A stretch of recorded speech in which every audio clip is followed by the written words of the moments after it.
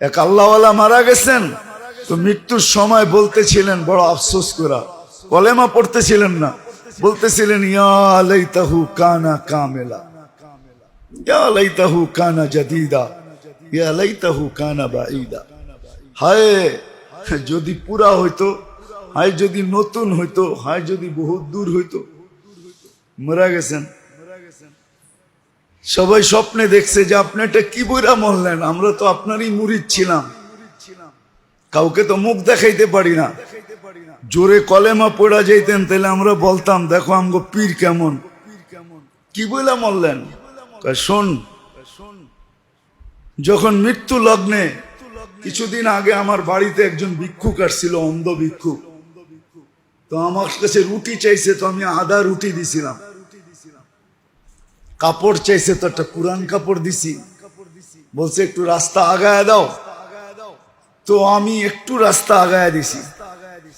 তিনটার সওয়াব যখন আল্লাহ আমাকে দেখাইছে, তো আমি আর নিজেকে ধরে রাখতে পারি নাই।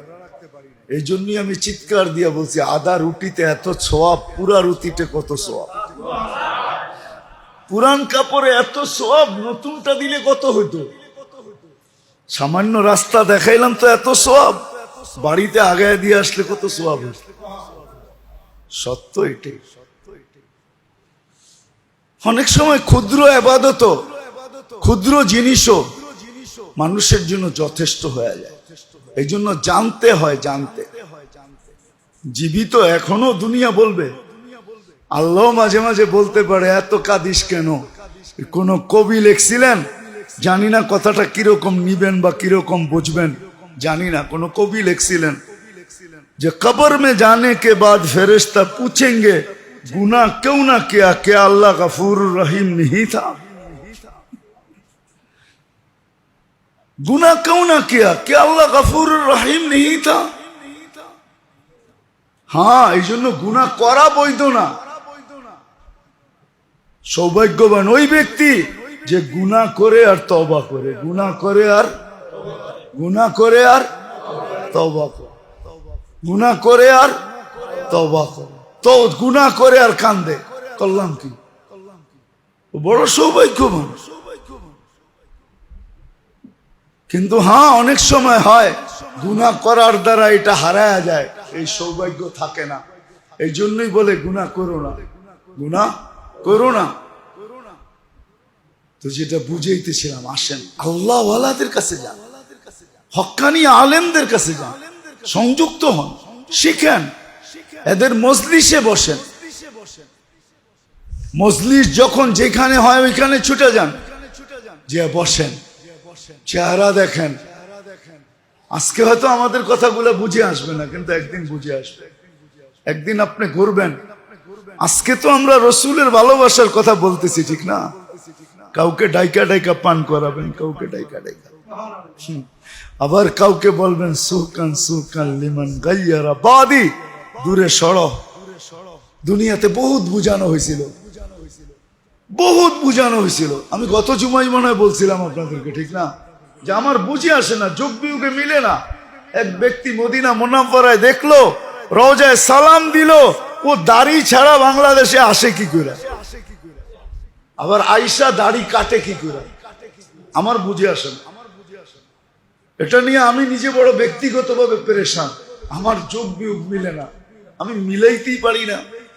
যখন কয় হাজি আর দেখি দাড়ি নাই, তো আমার যোগ বিয়োগ মিলে না, আমি মিলাইতে পারি না, আমার মনকে বুঝাইতে পারি না যে আল্লাহ রসুলের রওজা দেখলো আর দাড়ি কাটলো, কি করে হয় এটা?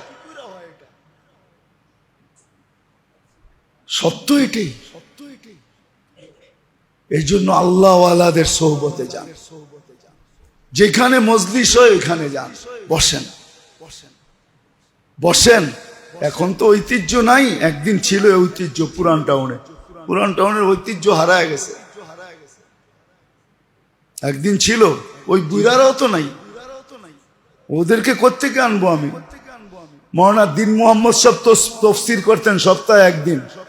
জিজ্ঞাসা করেন উনি কোথায় বসতো, আর মাইক ফরিদাবাদ পর্যন্ত লাগতো। উনি লালবাগে বসতেন, তফসির করতেন। এই সাতরাও যায় উনি বৈশা তফসির করতেন। ওইদিকে হাজারিবাগ, এইদিকে ফরিদাবাদ পর্যন্ত মাইক লাগতো। পুরান ঢাকার একটা ঐতিহ্য ছিল, এখন নাই, হারায় গেছে সব। কোত্থেকে জেনে ওই বৃষ্টি আসলো আর পুরা ঐতিহ্য বাসায় নিয়ে বুড়িগঙ্গা ডাইলা দিল, ঐতিহ্য শেষ। একসময় ঐতিহ্য ছিল, সপ্তাহে একদিন সবাই অপেক্ষা করতো যে দিন মোহাম্মদ সাহেব আজকে তাফসীর করবে কোরআনে, রহমতুল্লাহ আলাই। আপনারা তো নামও শুনেন নাই, দেখবেন কোত্থেকা, ঠিক না? হাজারিবাগ পর্যন্ত লাগতো মাইক, আর এদিক দিয়ে ফরিদাবাদ পর্যন্ত লাগতো মাওলানা দিন মোহাম্মদ সাহেব যখন তাফসীর করতেন। তো আল্লাহ করুক আমরা বুঝি যে আমার জীবনের মূল্য কত, ক্ষেত্র কোথায়, হিসাব কিতাব আমি কতটুকু ডেলি করি। আল্লাহ আমাদেরকে আমল করার তৌফিক দান করেন। ওমা আলাইনা ইল্লাল বালাগ।